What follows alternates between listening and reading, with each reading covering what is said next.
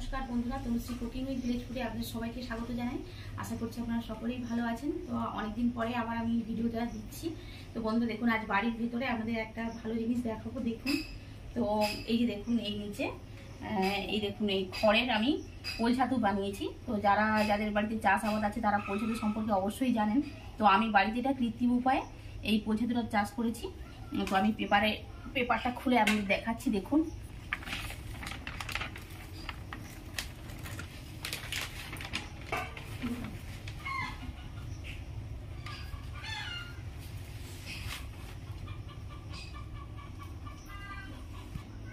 দেখুন বন্ধুরা, আমি বাড়ির ভেতরে এই একটাই বেড বসিয়েছিলাম, আর তাতেই দেখুন কত বড় বড় এই যে পোল ছাতু ফুটেছে। তাই এরই একটা রেসিপি আপনাদের সঙ্গে শেয়ার করবো। খুব অল্প টাইমের ভিডিও, আপনারা দেখতে থাকবেন।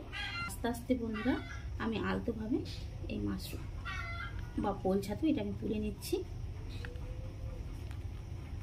এই যে দেখুন, একটা পোল ছাতু দেখুন বন্ধুরা কত বড় সাইজের হয়েছে, আর আমার তো বেশ ভালোই লাগছে, তুলতে ইচ্ছা হচ্ছে না।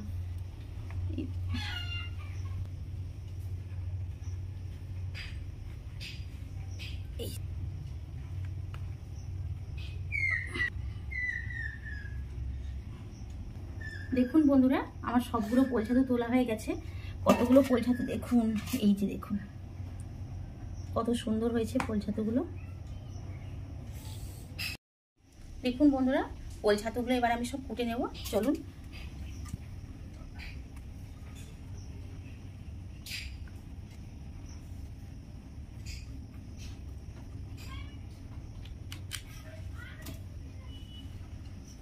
এই পোল ছাতুর টেস্ট বন্ধুরা খেতে কিন্তু খুব সুন্দর।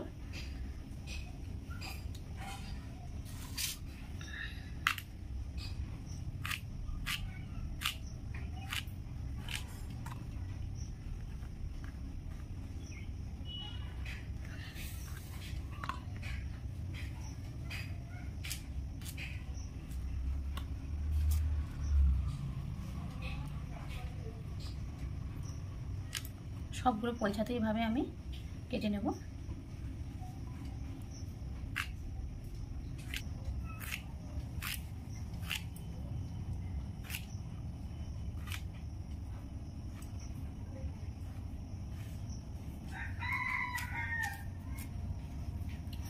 আমার সবগুলো পোল ছাতু কেটে রেডি করা হয়ে গেছে। এবার আমি চলো গ্যাসের কাছে আপনাদের দেখাচ্ছি একদম সিম্পল রেসিপি।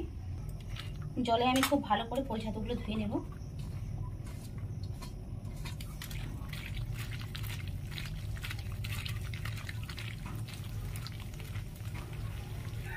খুব ভালো করে নিচে নিতে হবে।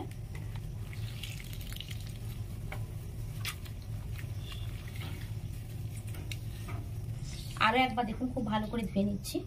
এভাবে 2-3 বার করে খুব ভালো করে ধুয়ে নেব।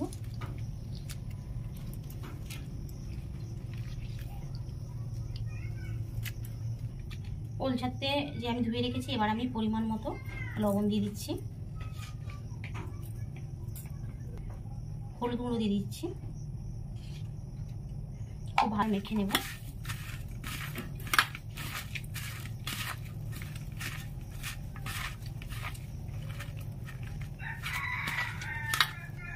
লবণ হলুদ মাখিয়ে দেওয়ার পর দেখুন কত কমে গেছে।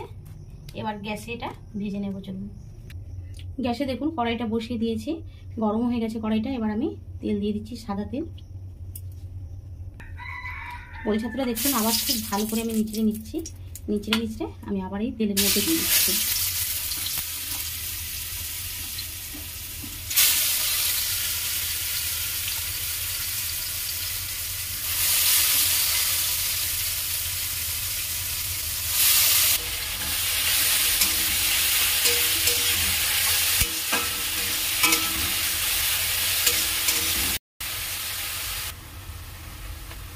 মিনিট 2-3 ধরে এটা আমি ভেজে নেব। দেখুন বন্ধুরা, ছাতুটা ভাজতে দেখুন কতটুকু হয়ে গেছে। এবার আমি এর মধ্যে একটু কাঁচা লঙ্কা দিয়ে দেব।